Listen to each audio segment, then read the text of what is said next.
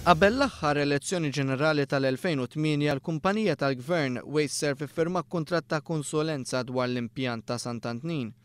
Il-valur oriġinali ta' dan il-kuntratt kien ta' 315,000 euro u kellu jkopri perjodu ta' 18 xahar bil-possibilità li jkun estiż għal 6 xhur oħra.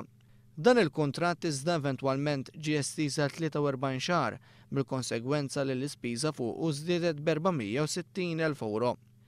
Mill-istħarriġ li għamel l-awditur sab li meta il-kuntratt oriġinali skada f'Ġunju 2008 kien iffirmat ftehim ġdid anke jekk dan ma kienx permess mill-istess kuntratt oriġinali. Bil-ftehim ġdid il-kuntratt kien estiż għal 15 xahar ieħor. Eventwalment f'Novembru 2008 reġa' kien iffirmat ftehim ieħor li permess tiegħu l-ispiża fuq il-kuntratt oriġinali żdiedet b'130,000 euro. Wara iktar negozjati fi frar 2010, il-Wasteserv iffirmat kuntratt ġdid marbut mas servizz ta' konsulenza bi spiża ġdida ta' ftit iktar minn 250,000 euro. Minn barra dan, brabta ma' dan il-kuntratt ta' konsulenza, f'Settembru 2011 il-kumpanija Wasteserv intalbet ħallas 80,000 euro oħra bħala kumpens għal dewmien ikkaġunati minn kontratturi oħra tal-istess kumpanija.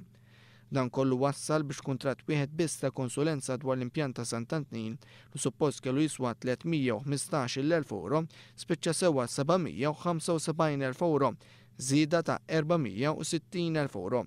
Dan fl-istess ħin li dan l-istess kuntratt ġie estiż għal kważi 4 snin meta oriġinarjament seta' jkun estiż għal 6 xhur biss.